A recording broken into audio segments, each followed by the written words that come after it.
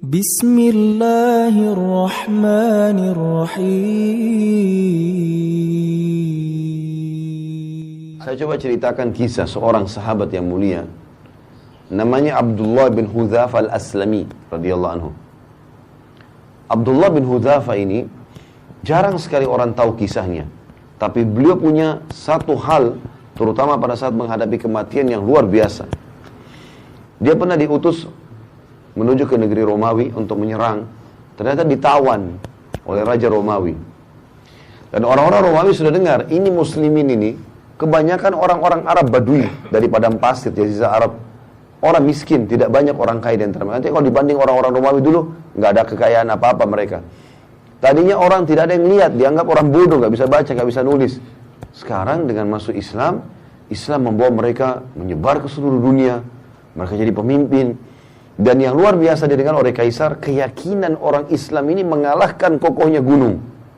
Halal, halal, haram, haram. Asal dia sudah belajar, dan dia memang sudah yakin dengan itu, nggak bisa digoyahkan. Sampai mati pun. Maka Kaisar waktu tawan sahabat-sahabat ini, pimpinannya adalah Abdullah bin Hudzafa radhiyallahu anhu. Kata Kaisar, mana pimpinannya? Ini si Abdullah. Dipanggil sama Kaisar, di depan teman-temannya semua.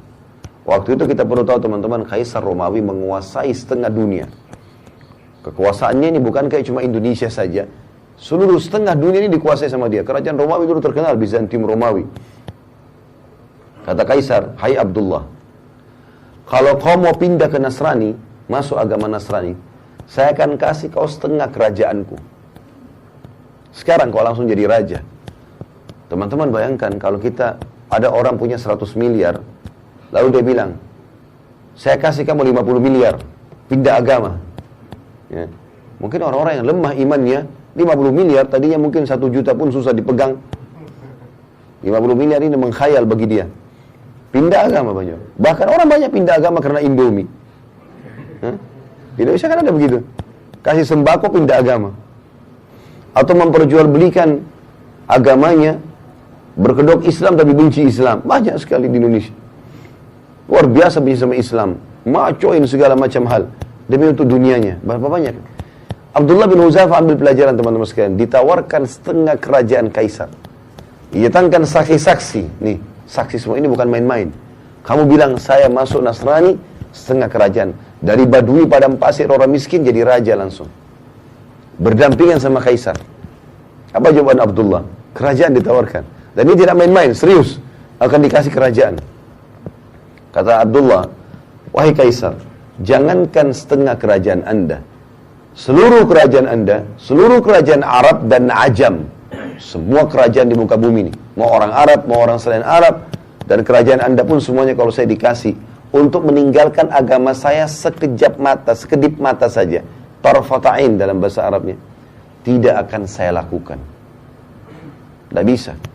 Ini ngalahin kokohnya gunung, teman-teman sekalian, imannya luar biasa gitu. Sayangnya sebagian kita hanya seperti kerupuk, diketuk pecah, gitu. Maka waktu itu Kaisar ini punya anak perempuan, orang bule, ya.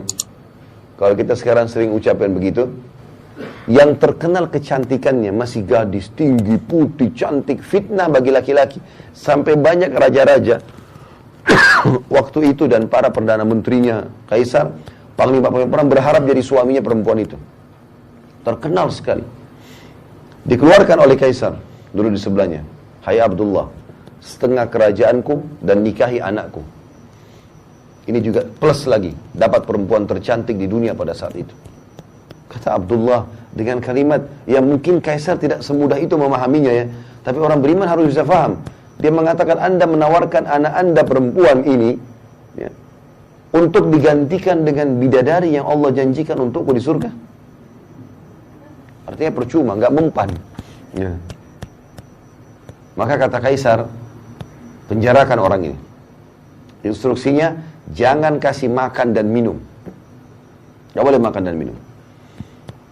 Teman-teman, kita kalau nggak makan 2 hari, 3 hari mungkin masih lapar, tapi masih bisa hidup lah.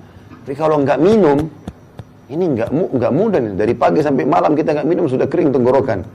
2 hari, 3 hari bisa meninggal ini.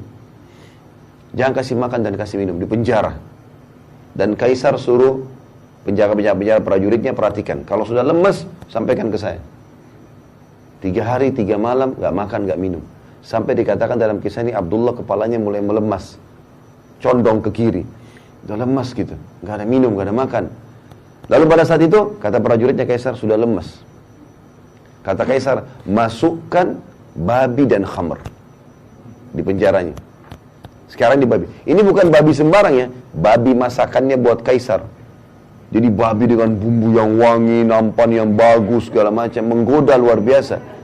Dan dalam kondisi dia lapar.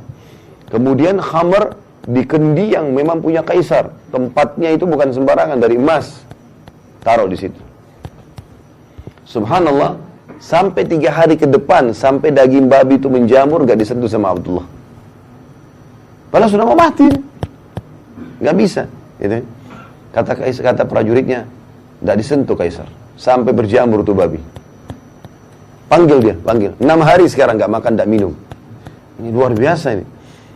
Lalu kata Kaisar, kenapa kau gak makan dan minum? Kata Abdullah jawabannya, saya tahu dalam agama saya sekarang sudah halal tuh babi dan khamr. Karena saya akan mati kalau saya nggak makan. Tapi demi Allah saya tidak akan biarkan kau menghina agamaku. Sama raja dunia dia ngomong ini. Saya demi Allah tidak akan membiarkan kamu menghina agamaku. Kaisar bilang kalau begitu saya akan bunuh kamu. Tapi bukan bunuh biasa. Saya akan masukkan kamu ke minyak panas.